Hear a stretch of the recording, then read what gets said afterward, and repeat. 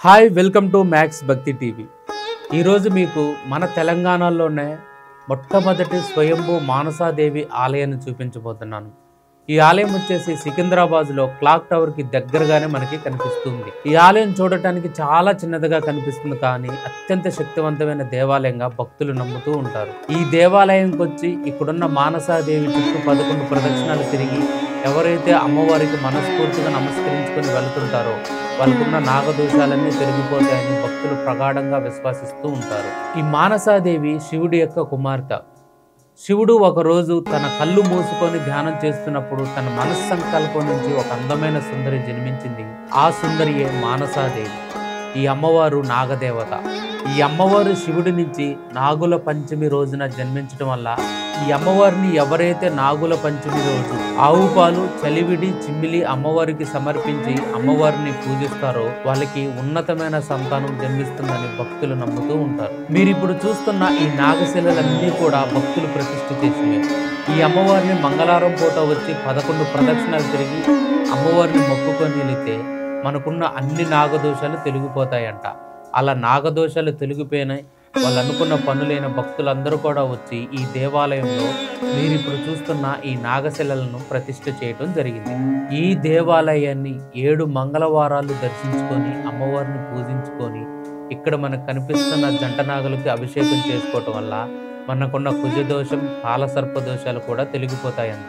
ఈ దేవాలయంలో మనం అతి ముఖ్యంగా చెప్పుకోవాల్సిన విశేషం ఏంటంటే నవనాగుల మండపం. ఈ మండపం అనేది చాలా అరుదుగా ఉంటుంది. మన దక్షిణ భారతదేశంలో అయితే ఏ దేవాలయంలో కూడా ఈ నవనాగుల మండపం అనేది కనిపించదు. మనకి ఈ దేవాలయంలోనే కనిపిస్తుంది.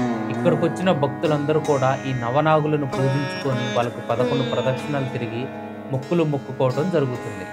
ఈ నవనాగులను పూజించడం వల్ల మనకున్న సర్పదోషం, నాగదోషం, కుజదోషం లాంటి దోషాలన్నీ శాంతిపడి మనం అనుకున్న పనుల్లో విజయం కలుగుతుందంట. ఈ మానసాదేవి అష్టోత్తర శతనామావళి ఎవరైతే ప్రతిరోజు చదువుకుంటారో వాళ్ళకి జీవితంలో తిరుగుండదు. వాళ్ళు అనుకున్న అన్ని కార్యాల్లో విజయం సాధించడం జరుగుతుంది. ఈ అమ్మవారికి సంపెంగ పూలు అంటే చాలా ఇష్టం. ప్రతి మాసంలో వచ్చే శుక్లపక్ష చతుర్థి నాడు ఈ అమ్మవారిని సంపెంగ పూలతో పూజించడం వల్ల అన్ని కోరికలు నెరవేరుతాయి. ఈ దేవాలయాన్ని ప్రతి మంగళవారం, ప్రతి శుక్రవారం వేలాది మంది భక్తులు వచ్చి దర్శించుకోవడం జరుగుతుంది. ముఖ్యంగా నాగుల పంచమికి అయితే వేలాది మంది మహిళలు వచ్చి ఈ అమ్మవారిని సేవించుకోవడం జరుగుతుంది. ప్రతి మంగళవారం కూడా ఈ దేవాలయం మధ్యాహ్నం 1 గంట వరకు తెరిచే ఉంటుంది. ఎందుకంటే అప్పటి వరకు కూడా భక్తులు వచ్చి అమ్మవారిని దర్శించుకోవడం జరుగుతుంది. ప్రతి పౌర్ణమికి ఈ అమ్మవారి దేవాలయంలో మధ్యాహ్నం 1 గంటకి అన్న సంతర్పణ చేయడం జరుగుతుంది.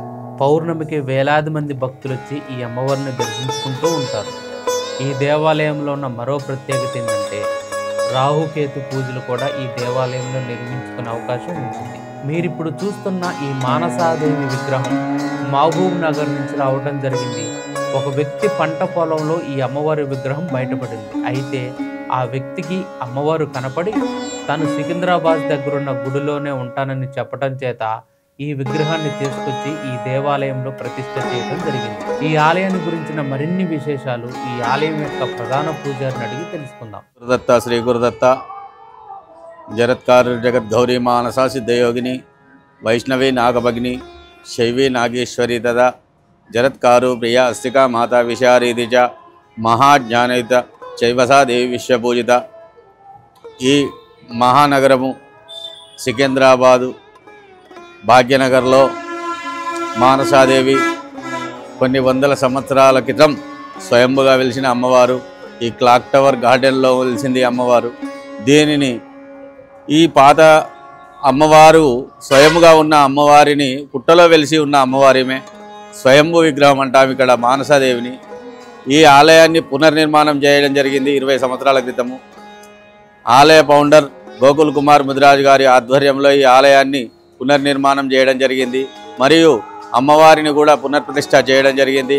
కింద అమ్మవారి కింద పుట్ట ఉంటుంది, మీద అమ్మవారు స్వయంభూ అమ్మవారు మానసాదేవి స్వరూపం అవ్వబడుతున్నారు చూడండి. ఈ అమ్మవారు మానసాదేవి ఇక్కడ సకల కోరికలు నెరవేర్చే తల్లి మానసాదేవి. కాలసర్ప దోష నివారిణి. మరియు ఎలాంటి కాలసర్ప దోషాలున్నా, రావుకేతు దోషాలున్నా ఈ ఆలయంలో దర్శించినంత మాత్రాన్నే అన్ని నెరవేరుతున్నాయి.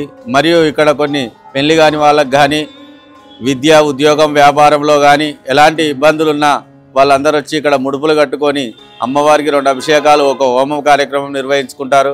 అలాంటి వారికి కూడా పూర్తిగా ఎలాంటి దోషాలు లేకుండా తొలిగిపోయి వాళ్ళ కార్యక్రమాలన్నీ మంచిగా సవ్యంగా నెరవేర్చుకుంటున్నారు.